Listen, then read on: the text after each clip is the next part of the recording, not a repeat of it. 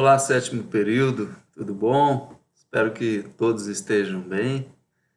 Bom, esse vídeo é para passar o esquema do último trabalho da disciplina. Eu resolvi passar um trabalho que vai valer 8, né? Vai ser um trabalho aí um pouco mais longo do que o normal, mas também com tempo suficiente, né? E com algumas aulas aí explicativas para cumprir aí essa parte da geografia econômica, né? Bom, essa disciplina que eu ministro para vocês, ela une duas áreas da geografia. Une a geografia da população, né, que é com base na ciência da demografia, e, por outro lado, a geografia econômica, né, com base nos estudos econômicos que a geografia faz, né, com a perspectiva do espaço, mas olhando para a economia, as dinâmicas, né, de localização das atividades, deslocamentos e tal, no espaço. Mas acontece que essa disciplina, por ela ser um semestre só, ela tem muito pouco tempo para nós trabalharmos com profundidade esses dois temas, né? Inclusive na nova matriz que nós estamos elaborando para o futuro, nós provavelmente vamos deixar separado, né, a geografia econômica e a geografia da população. Então, eu pensei num trabalho que também vem de uma experiência que eu tenho tido, né, com turmas anteriores. Existe um problema sério em relação à formação básica e mesmo durante a graduação de vocês, que é uma consciência histórica, né, de alguns períodos históricos, principalmente do Brasil, da história do Brasil, e também alguns fatos econômicos, alguns marcos econômicos na história do Brasil, né?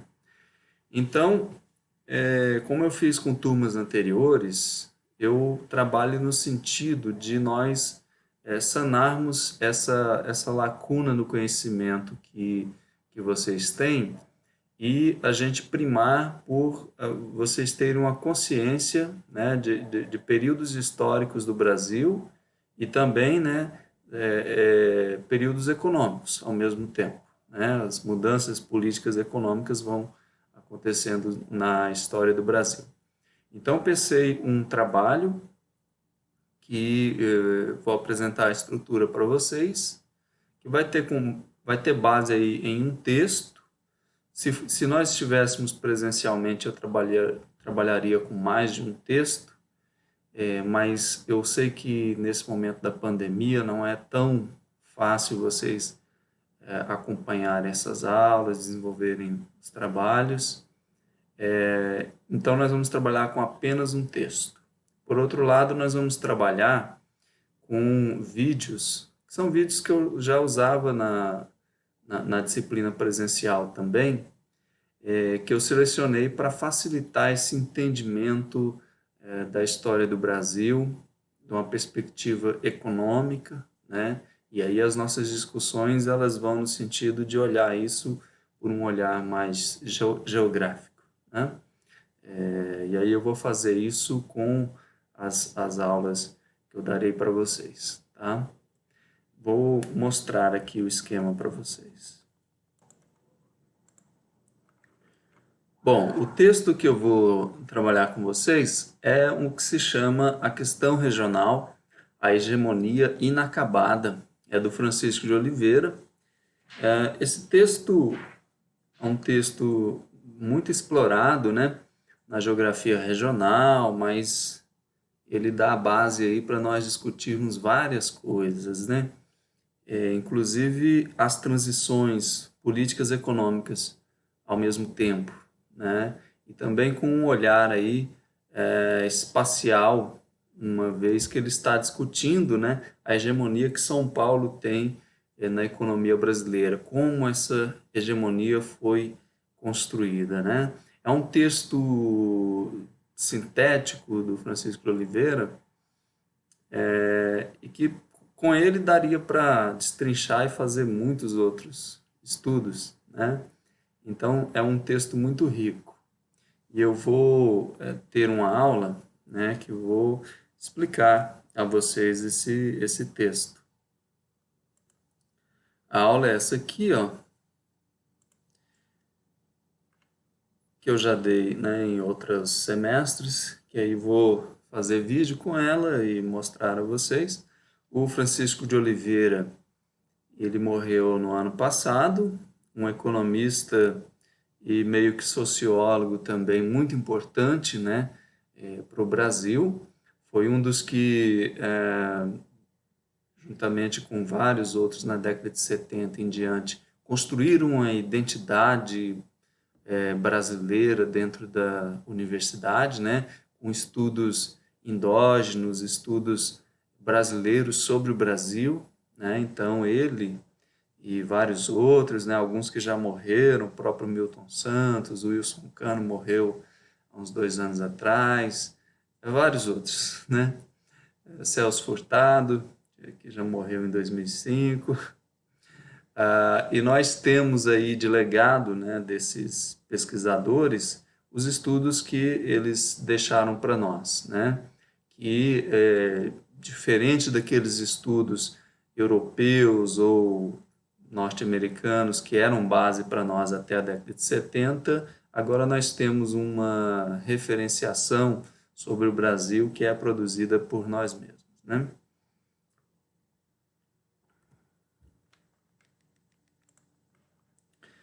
Bom, e aí nós temos vídeos que também vão ajudar vocês a entenderem esses momentos históricos do Brasil, tá?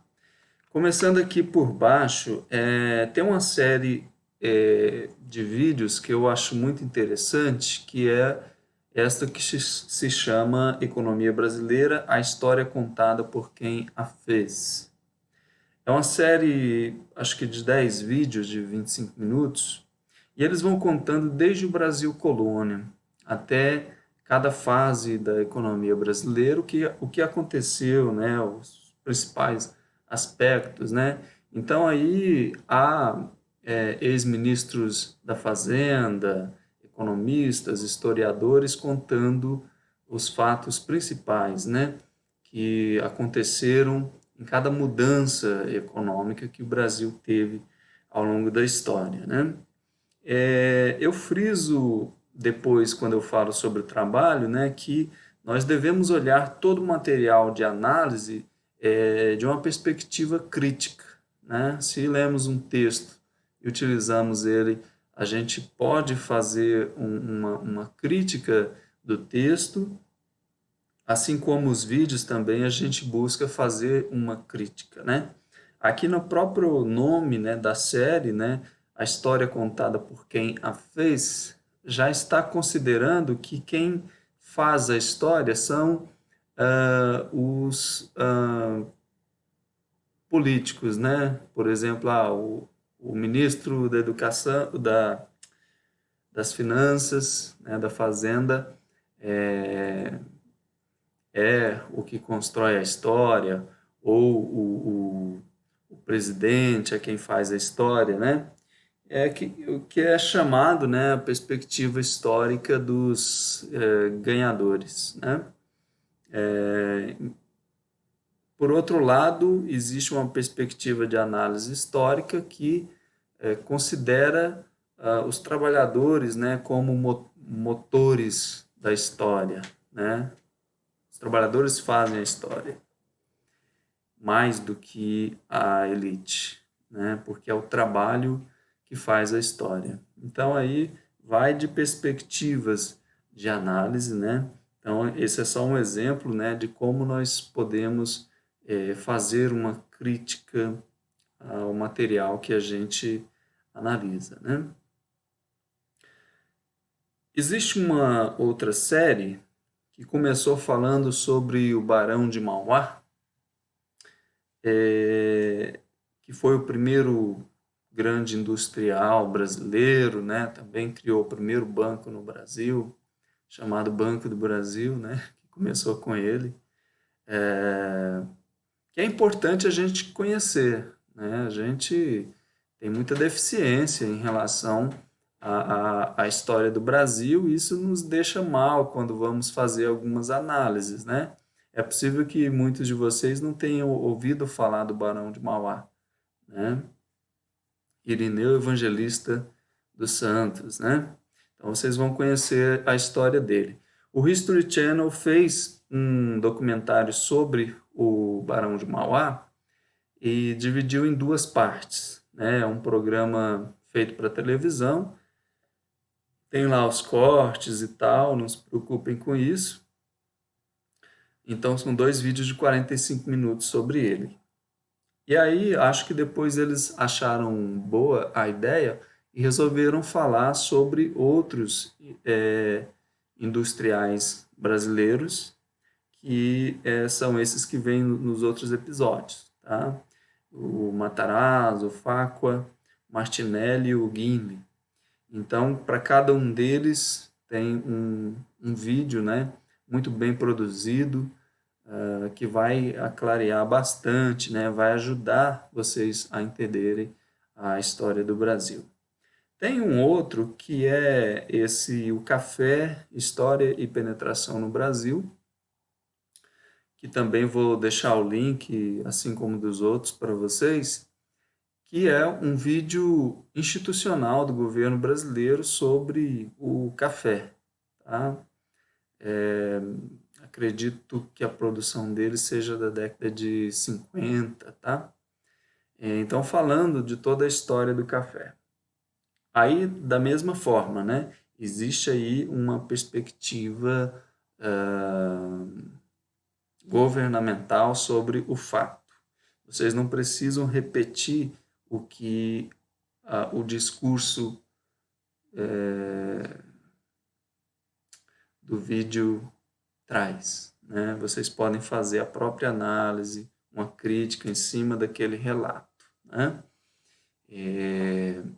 Não existe uma única verdade, né? Existem narrativas sobre o que se pensa da realidade.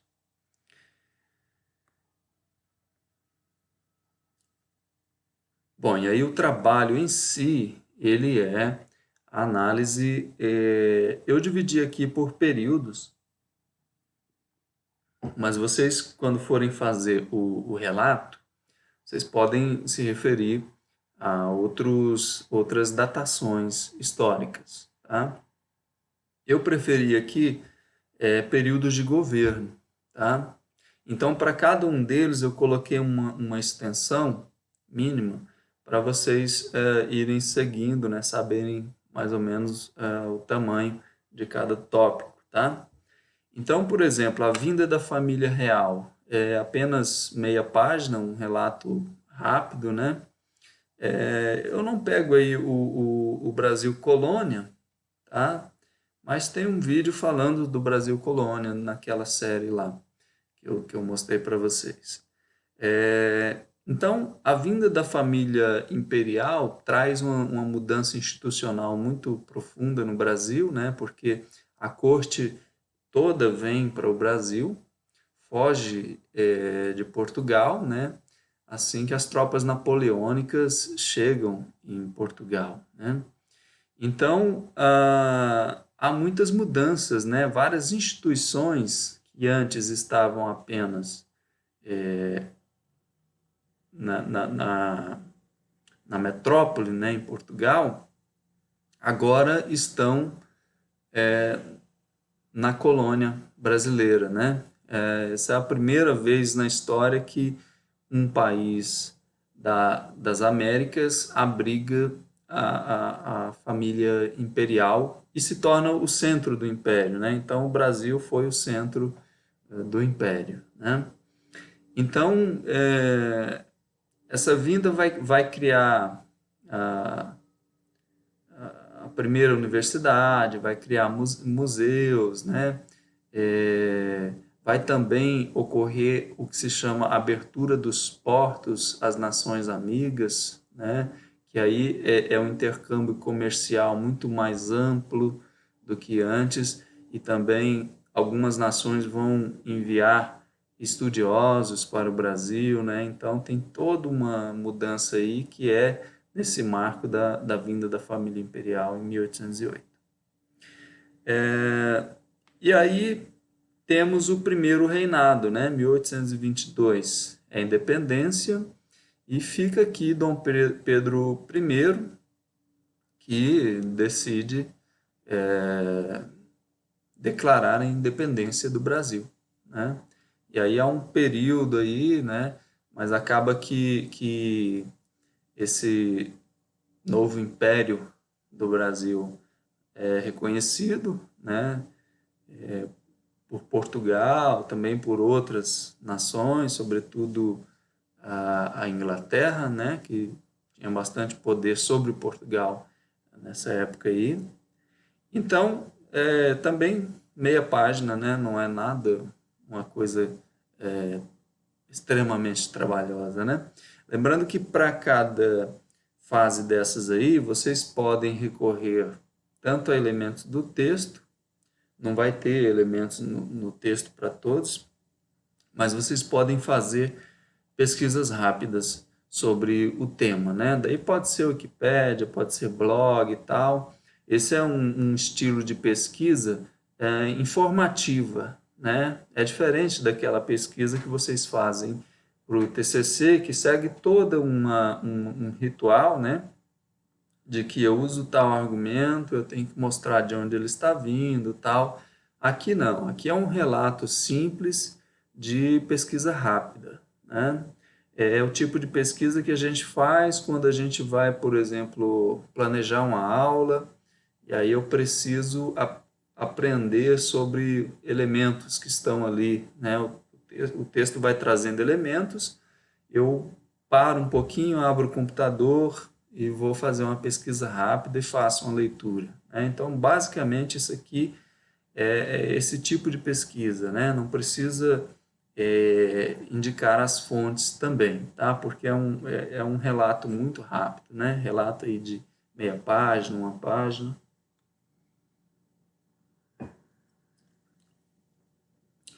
O primeiro reinado ele é um pouco conturbado também, né?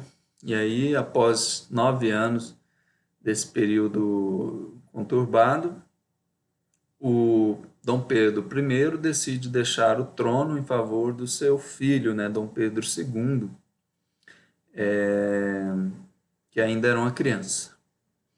Então, nós temos o início de um período regencial em que o governo não vai ser de fato do rei, mas que vai ser de um agrupamento aí de regentes, né?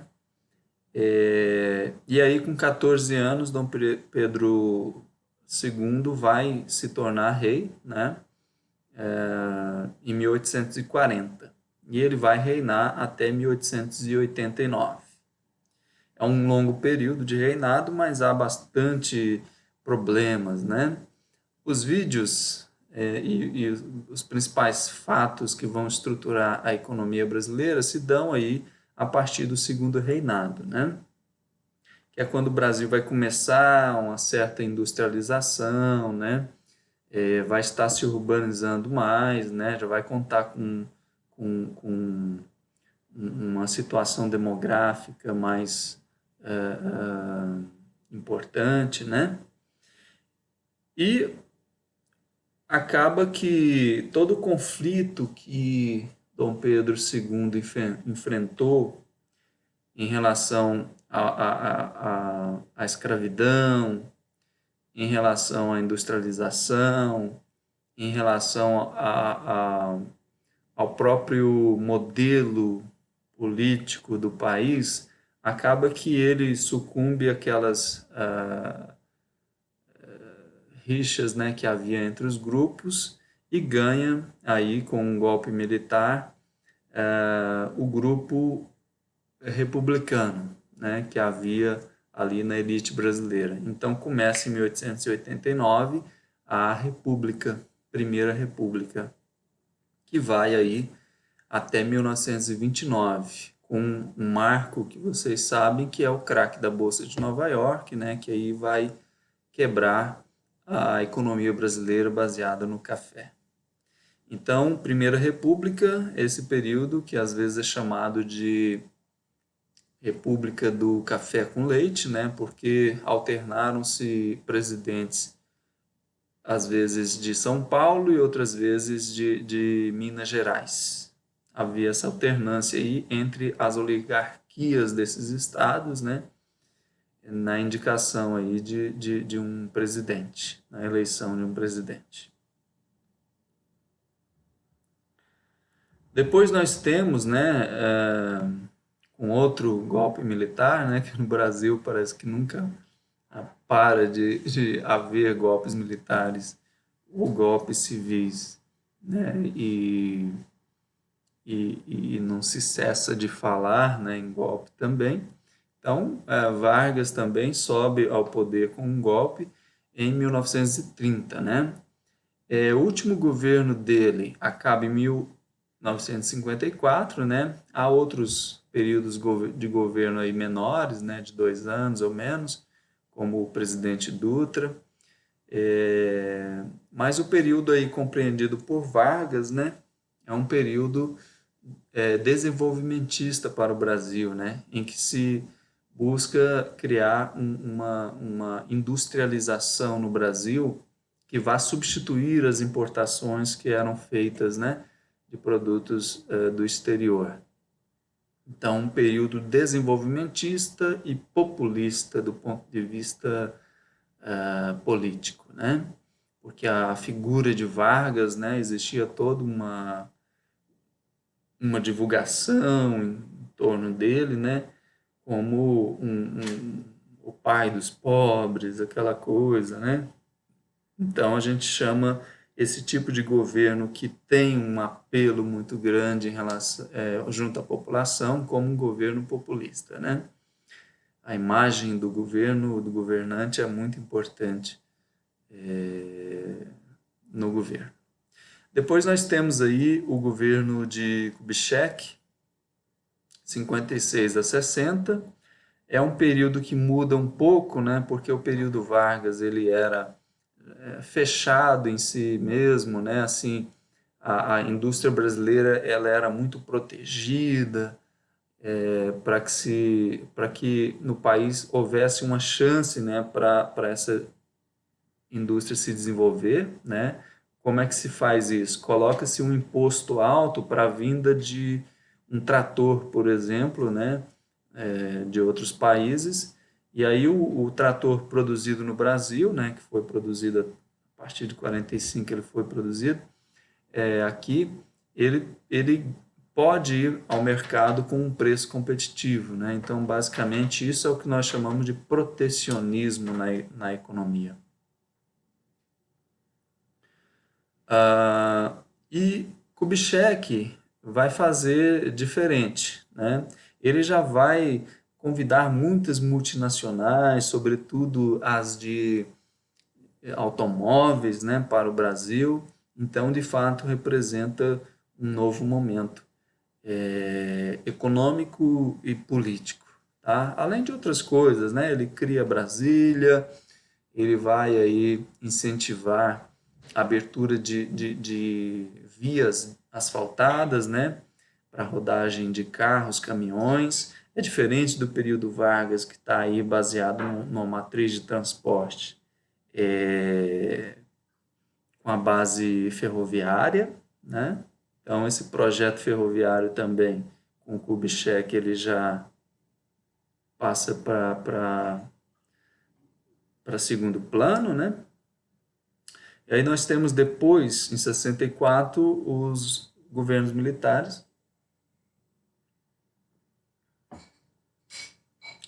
que vão ter aí um período, né, de início e chega ao auge, mais ou menos 74, 75, eles estão chegando no auge, e é quando ocorre no Brasil o chamado milagre econômico, né? Quando houve um endividamento grande do Brasil, né? Tomaram-se empréstimos vultosos e investiram em alguns ramos da economia, né? Havia aí um descompasso entre as condições de vida da população e entre o crescimento do PIB, né?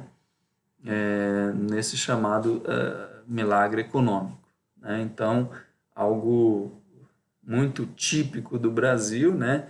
Que é a acumulação de capital, ao passo que há uma desigualdade socioeconômica muito grande.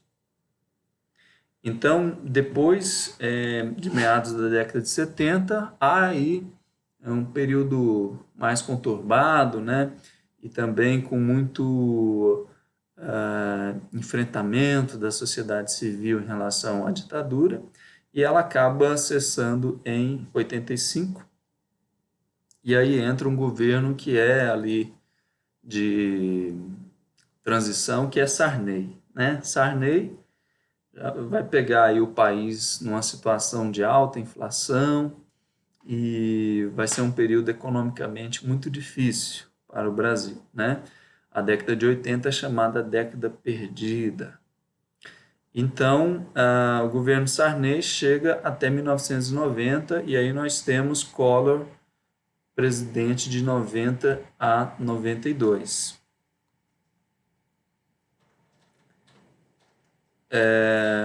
Collor, ele vai ter um perfil que vai ser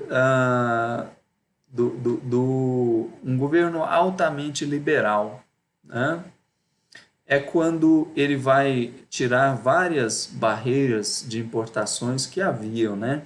A partir de 90, então, é que nós vamos ter o Brasil com uma importação muito grande de carros que antes não rodavam aqui, e também muitas multinacionais passam a produzir no Brasil, né? As de automóveis e várias outras também. Então, a diversificação de produtos no mercado brasileiro, ela começa a se expandir aí com o governo Collor. O governo Itamar, bom, aí tem o impeachment do Collor, vem o governo Itamar para terminar o mandato, né? O governo Itamar, ele já é um governo mais conservador, mais comedido e tal, não há grandes alardes e algumas diferenças em relação ao Collor, né? O Itamar, por exemplo, ele vai querer incentivar a indústria nacional, então a última produção do Fusca no Brasil, ela ocorre aí no governo Itamar, né? Inclusive chamam o Fusquinha de o Fusquinha Itamar, né? Fusquinha de 95, quando termina, né, de se produzir o Fusca no Brasil. Então, é um perfil diferente do Collor. Aí vem, em 95, dois governos do Fernando Henrique Cardoso.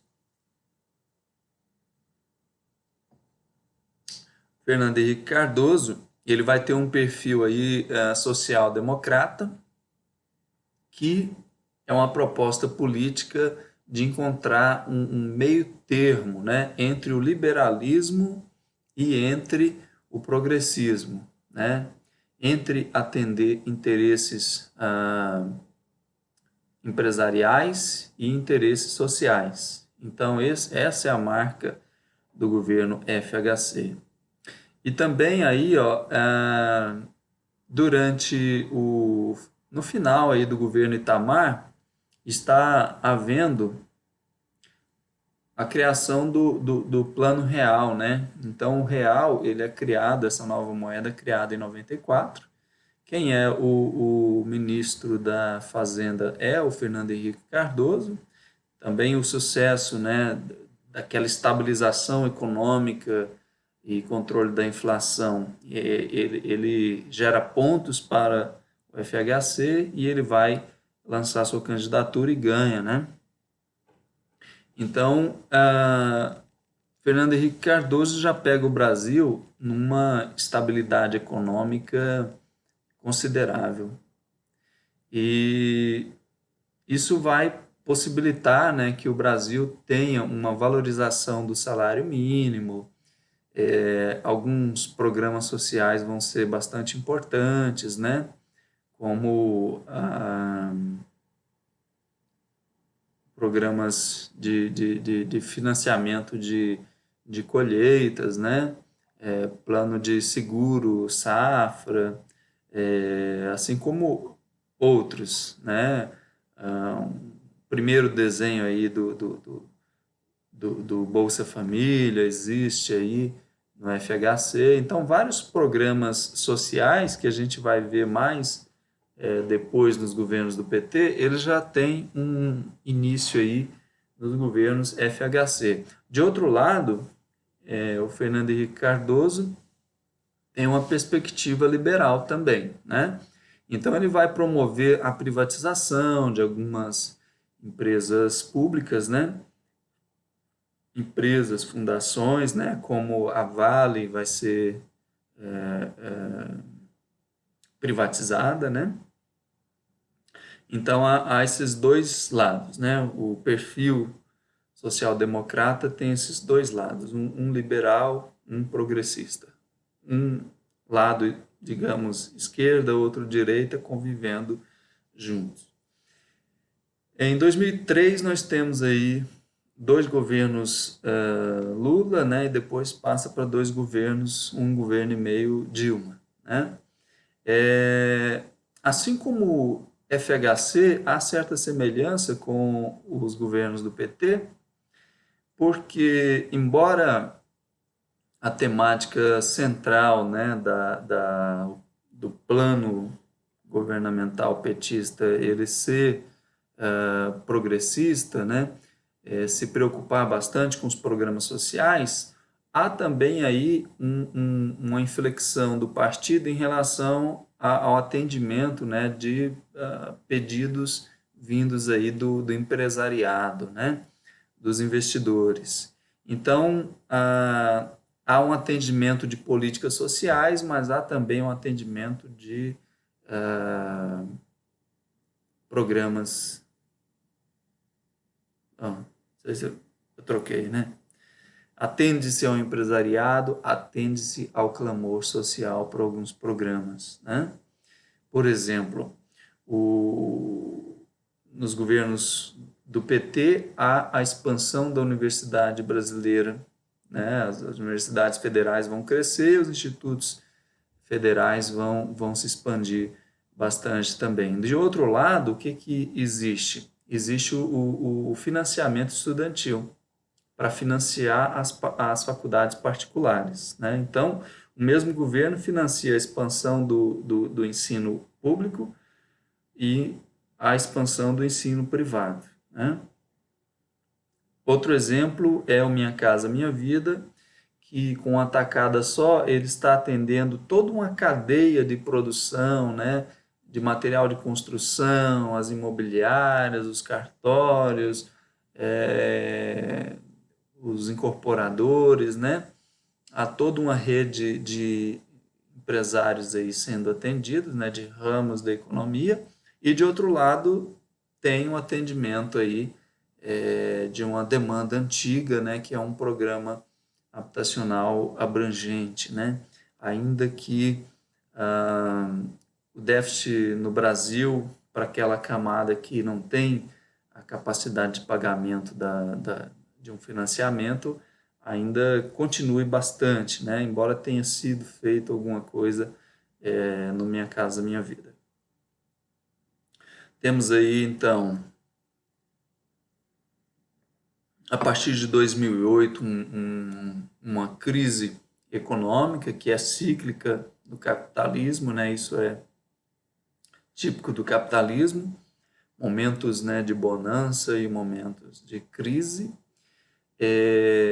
Então, a partir de 2008, há o início aí de uma crise que ela vai crescendo no Brasil e aí vai havendo problemas de ordem política também, né? sobretudo o segundo governo Dilma, enfrenta um grande problema, né, em relação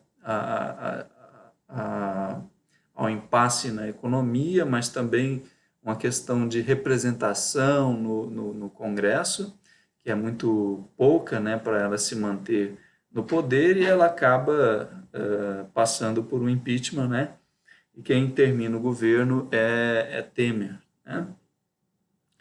Então, esses fatos já são mais recentes, né? Vocês próprios já vivenciaram há pouco tempo os principais aspectos, né, do governo Temer e do governo Bolsonaro, né? Como os governos PT também, né? Vocês são da geração que conheceu, né? Talvez não tão conscientemente, né? O início dos governos PT. Vocês ainda eram jovens, mas são períodos que é mais fácil a gente relatar, né? Porque estão aí. As notícias de jornal hoje em dia já fazem referência a esses últimos governos, né? Vocês vão ter mais dificuldade aí nos governos FHC para trás, né? Que aí de fato não é algo vivenciado por vocês, né? Então é isso. O trabalho, ele, ao final dele, eu acho que nós vamos conseguir que vocês tenham uma ideia sobre os principais marcos brasileiros em relação à economia, e nós vamos tentar fazer esse relato também com uma perspectiva aí geográfica, né? Então, o texto do Chico de Oliveira, ele vem no sentido de mostrar que existe uma estruturação espacial em que São Paulo, a partir do ciclo do café, vai tendo um poder de determinação dos investimentos públicos e que nunca para, né? Então, a industrialização do Brasil, ela se dá em Rio de Janeiro, São Paulo, a partir da região metropolitana de São Paulo vai se expandindo para o interior de São Paulo e estados vizinhos, né? De Minas até o Rio Grande do Sul, então cria uma zona industrializada no Brasil e é onde há o poder econômico e político também, né? Então, essa análise espacial é importante que a gente esteja olhando para ela, né? Então, é isso. Tudo que eu falei aqui está nas orientações, lembrando aqui só algumas coisas, né? Que aí vocês já estão meio calejados disso, né? Que o trabalho tem que ter a capa, folha de rosto, usar fonte Times ou Arial, tamanho 12, o espaçamento entre linhas, recuo de parágrafo, tal, ausência de plágios também, que vocês já estão acostumados, né? Acho que o restante aqui, que está escrito, eu já falei para vocês sobre, né? Então, quando vocês forem lendo o texto e assistindo os vídeos, já vão fazendo suas anotações, porque aí fica bastante fácil, né? Fica bem mais fácil. Se tem uma dúvida em relação a alguma coisa que aconteceu ali, que falaram no vídeo ou no texto, abre o computador ou pega o celular, faz uma pesquisa no Google, vocês vão ver que vem bastante coisa sobre aquilo, né? Por exemplo, Brasil Império, coloca lá, aí vocês vão ter lá, né? Primeiro Império, Regência, Segundo Império, tal. Texto que explicam bem, né? Aí só não quero que vocês façam cópia exata, né, do texto que vocês acham na internet, né? Porque eu vou fazer a conferência de plágio, né? Mas é isso, né? Um trabalho de 11 páginas e meia, mas não dá para morrer com ele, e acho que talvez seja um trabalho muito proveitoso e prazeroso, né? Escolhi vídeos que considero bons, né? Uma produção muito boa, só não aquele antigo lá, né? Que não é tão assim, né? Mas os outros vídeos são todos novos, uma linguagem muito legal, Então, acho que vocês vão gostar de fazer esse trabalho aí. Temos bastante tempo, eu vou dando suporte nas próximas semanas com algumas aulas aí para vocês, tá bom? Grande abraço.